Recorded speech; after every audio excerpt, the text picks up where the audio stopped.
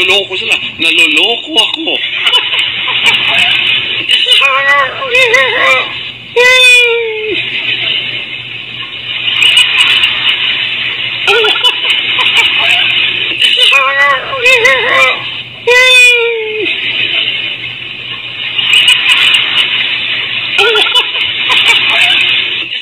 Hello po mga kaibigan, mga kababayan, kamusta po kayo?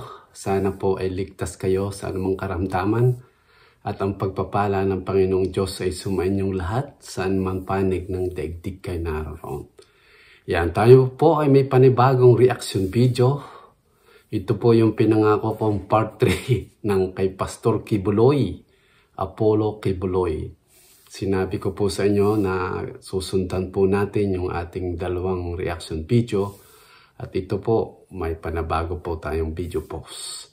So bago po tayo dumako dyan, ay nais ko muna po kayong anyayahan, imbitahan. Kung hindi pa po kayo nakasubscribe sa aking channel, sana mag-subscribe po kayo, Ruel Lipat.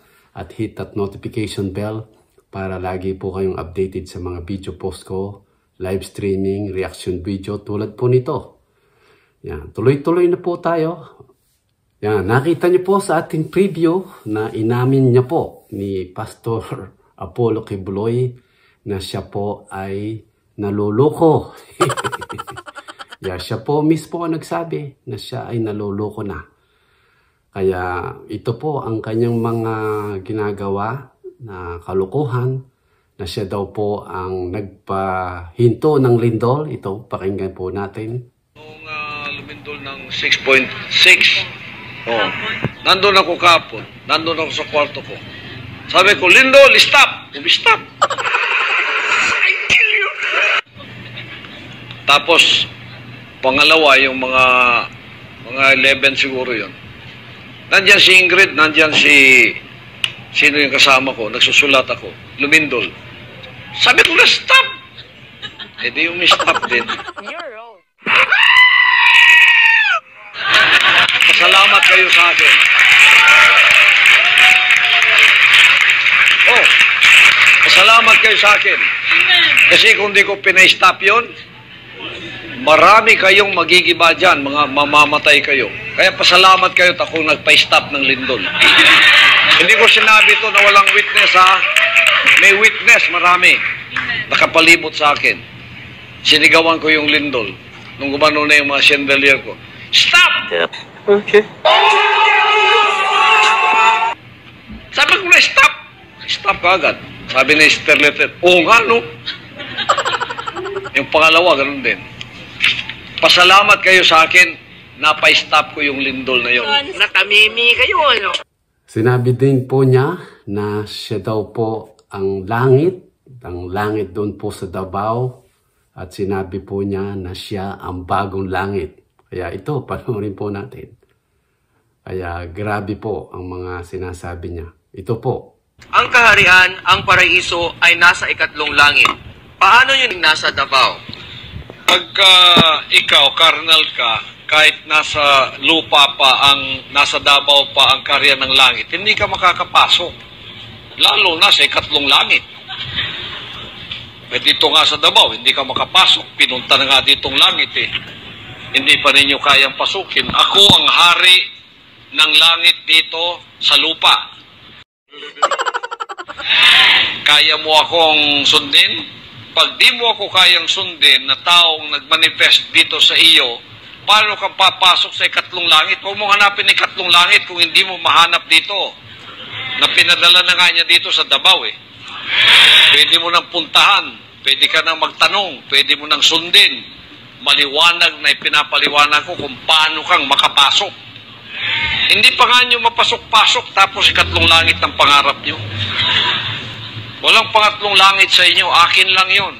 Puta Brad, ganun ka kayaman? Pero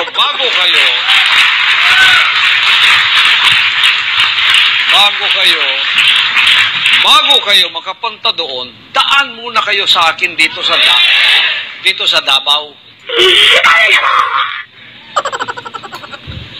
Dito sa New Jerusalem ko dito. Bago kayo makapunta sa ikatlong langit. Dito nga sa langit sa lupa, hindi kayo makapasok. Ang daling pasukin. Oh. Nakapasok naman ako sa Prayer Mountain. Hindi yon.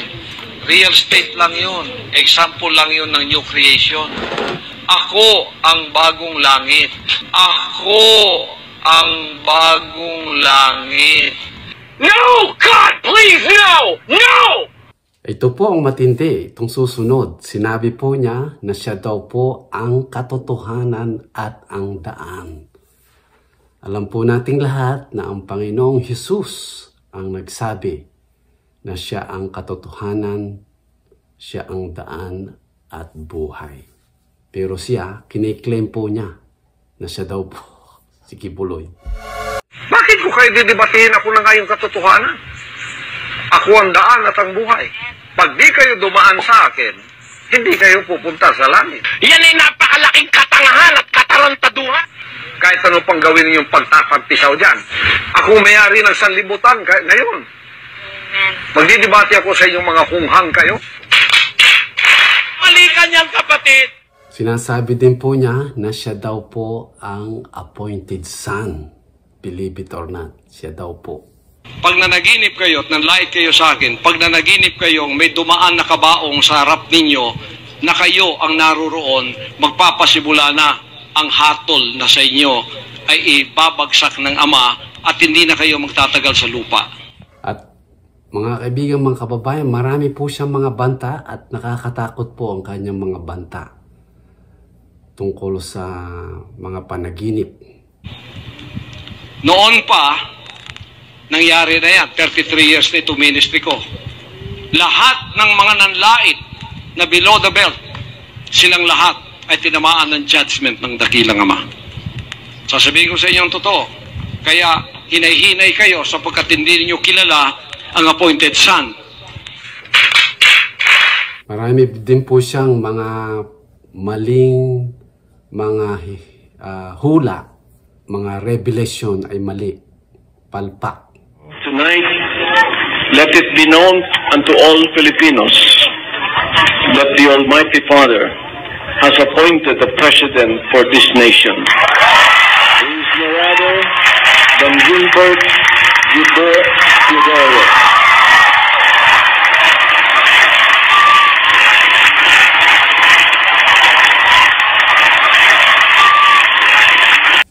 Alam po natin na hindi po si Gilbert Teodoro ang nanalo, kundi si Benigno Aquino III, si Pinoy.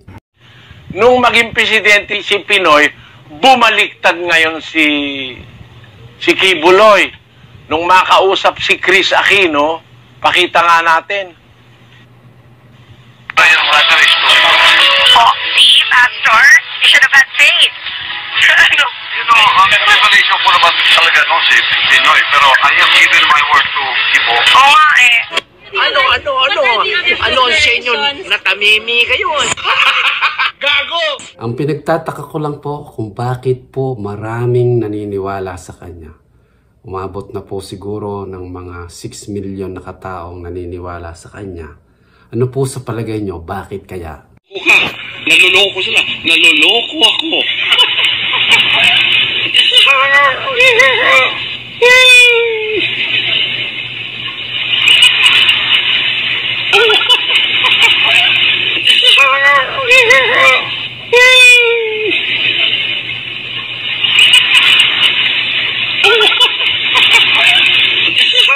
So yan po ang ating maiksing reaction video. Sana na tuwa po kayo at meron po kayong natutunan na ito nga po si Pastor Kibuloy, kiniklaim niya po na siya daw po ang daan, katotohanan at appointed Son of God.